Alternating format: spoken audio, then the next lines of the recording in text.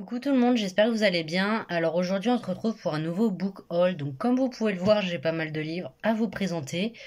Comme d'habitude, je pense que je vais pas spécialement vous donner le résumé, surtout que je vais vous... Enfin, je sais pas si la totalité ou que quelques-uns, mais il y en a quand même pas mal que je compte mettre dans ma pile à lire de cet automne, donc vous les reverrez bientôt de toute façon. Donc voilà, on commence tout de suite. Donc j'ai acheté les trois tomes de Le secret de Pandorian, donc de Carbone et Myrtille. Donc vous avez le tome 1 qui est juste ici, le 2 et le 3. Hop. Donc en gros ça se passe dans le même univers que la boîte à musique que du coup j'ai fini. Donc c'est une BD. Hop, on a le tome 1 qui est juste là, si vous arrivez à voir correctement. Donc ça se passe exactement dans le même univers avec du coup les mêmes personnages et puis voilà tout simplement. Donc là c'est sous forme de roman illustré, donc ça a l'air plutôt sympa.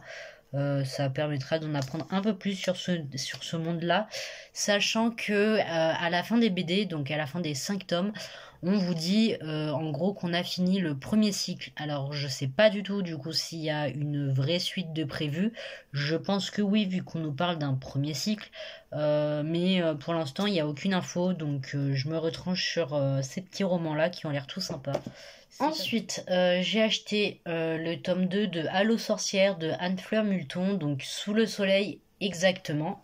J'avais beaucoup aimé le tome 1, voilà, donc on suivait ces quatre jeunes filles qui essayaient de faire bouger pas mal de choses, alors qu'elles se connaissent pas du tout, elles se sont rencontrées sur internet. Littéralement tous les opposent, à commencer par du coup leur position géographique, puisqu'elles sont aux quatre coins du monde, littéralement. J'avais vraiment bien aimé le tome 1, donc je m'étais tapé quand même de bonnes barres, donc je continue, je crois qu'il y a 3 tomes. Enfin voilà. En tout cas, je sais que ça va être rapide à lire. Comme à chaque fois avec Pulp Fiction, vous avez des petites illustrations à certaines pages. C'est écrit assez gros, donc voilà. Ensuite, j'ai acheté littéralement tous les tomes actuellement sortis de l'extraordinaire apothicaire de Fuji Azuki. Hop, donc on a le tome 2 qui est juste ici, le 3, le 4 et le 5. C'est un seinen. Alors c'est vrai que quand je vous ai parlé du premier tome, je crois que je vous avais dit que je comprenais pas trop pourquoi. Je pense du coup qu'on va en apprendre plus forcément dans les tomes que j'ai dans les mains. En tout cas, je sais que j'avais vraiment bien aimé, à commencer par les dessins que je trouvais vraiment incroyables, et l'histoire avait l'air quand même plutôt intéressante. Donc je continuerai ça tranquillement aussi. Ensuite, j'ai acheté la petite boutique au poison de Sarah Penner. Je sais pas du tout comment on prononce son nom, je suis désolée. Ça fait un moment, je crois qu'il est sorti. Je l'ai vu en poche, donc j'en ai profité. La couverture, elle est vraiment incroyable. Enfin, j'aime vraiment beaucoup ce qu'elle rend. Vous voyez très très mal sur l'écran, mais c'est pas grave. En tout cas, je crois que c'est quelque chose un peu en mode, alors peut-être pas enquête, mais peut-être que si. Enfin, je sais plus du tout de quoi ça parle. Mais voilà, ça avait l'air vraiment très très intéressant. Enfin, je veux dire, forcément, s'il était dans ma wishlist, c'est que il devait m'intéresser à un moment ou à un autre. Donc je l'ai pris. En plus, il a pas l'air très très gros. Donc ensuite, je pense que ce livre va littéralement me traumatiser, puisqu'il en a traumatisé plus d'un. Mais j'ai acheté Comme toi de Lisa Jewell.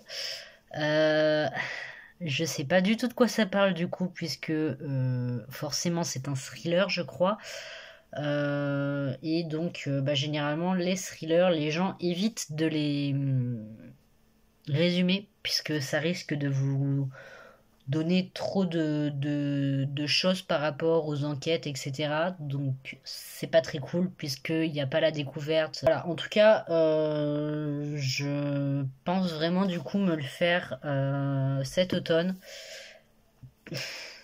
Je pense pas le lire d'une traite, en vrai, je sais pas, je verrai. Mais ouais, je connais des gens qui l'ont lu.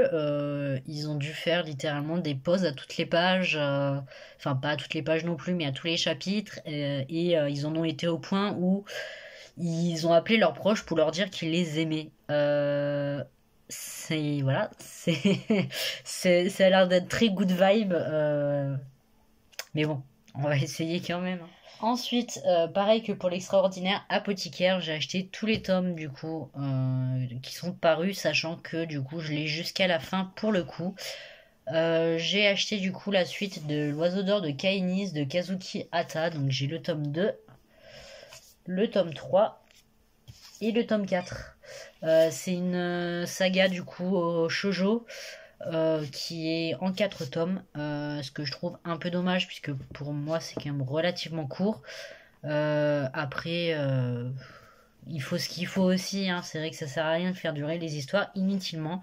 En tout cas, j'ai hâte de retrouver la petite nénette là-dedans, surtout que vraiment l'histoire m'intéressait énormément.